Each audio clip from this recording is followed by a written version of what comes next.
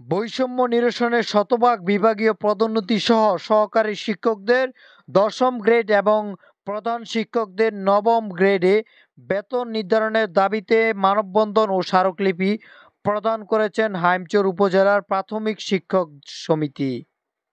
কেন্দ্রীয় কমিটির নির্দেশে বুধবার বিকেল ৪টা ২০ মিনিটের সময় উপজেলা পরিষদ সম্মুখে প্রাথমিক শিক্ষকদের প্রাণের দাবি বাস্তবায়নের জন্য এই মানববন্ধন ও স্মারকলিপি প্রদান করা হয়। বাংলাদেশ প্রাথমিক শিক্ষক সমিতি হাইমচর উপজেলা শাখার সভাপতি শেখ আবু জাফরের সভাপতিত্বে ও সাংগঠনিক সম্পাদক নিশেষ নারায়ণের পরিচালনায় বক্তব্য রাখেন সংগঠনের সাধারণ সম্পাদক নাসির উদ্দিন মাস্টার, নির্বাহী সম্পাদক মানিক মিয়া, সাবেক সাংগঠনিক সম্পাদক সালাউদ্দিন মাস্টার।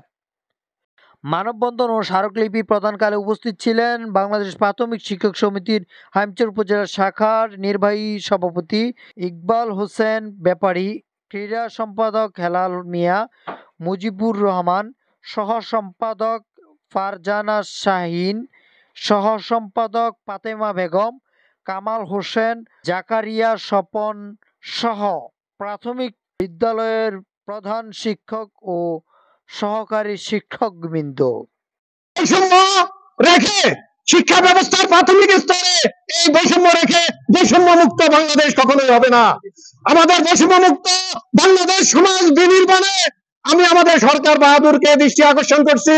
আপনারা প্রাথমিক শিক্ষকদের দিকে তাকান, তাদের দিকে না তাকালে, তাদেরকে অসম্মানিত করলে কখনো শিক্ষা ক্ষেত্রে বাংলাদেশ উন্নতি লাভ করবে না এবং আমাদের যে দেশের যে শিক্ষার যে অগ্রসরতা সেটা বাধাবিঘ্ন হবে। শিক্ষকদের মানসিক ভাবে একটা চাপে আছে, মানসিক চাপ থেকে মুক্ত করতে হবে। ৯টা থেকে ৫টা পর্যন্ত ডিউটি করি আমরা।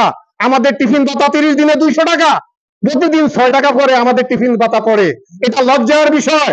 হয় আমাদের এই ভাতা বন্ধ করে দেন, না হয় আমাদের দিকে তাকান। আমরা বিগত ১০ বছর বিগত সরকার আমাদেরকে প্রধান শিক্ষকদেরকে ২য় শ্রেণীর মর্যাদা দিয়েছেন কাগজে কলমে, তার কোনো বাস্তব নমুনা আমরা পাই না। তারপরে আমরা শিক্ষকরা নিয়মতান্ত্রিক আন্দোলনে নিয়ে আসি। আজকে দেখেন আমরা ১টার সময় মানববন্ধন করতে পারতাম, ১০টার সময় মানববন্ধন করতে পারতাম, কিন্তু আমরা তা করি নাই। কারণ কোমলমতি শিক্ষার্থীদের পাঠ শেষ করে আমরা উপজেলার কাছাকাছি স্কুলের শিক্ষকরা ৪টা ২০ মিনিটে মানববন্ধনে দাঁড়িয়েছি। আমরা এখনো নিয়মতান্ত্রিক আন্দোলনের মধ্যে আছি, কিন্তু আমাদের পিঠ যখন দেয়ালে ঠেকে যাবে তখন আমাদের আর এইভাবে দাঁড়ানোর সময় আমাদের থাকবে না।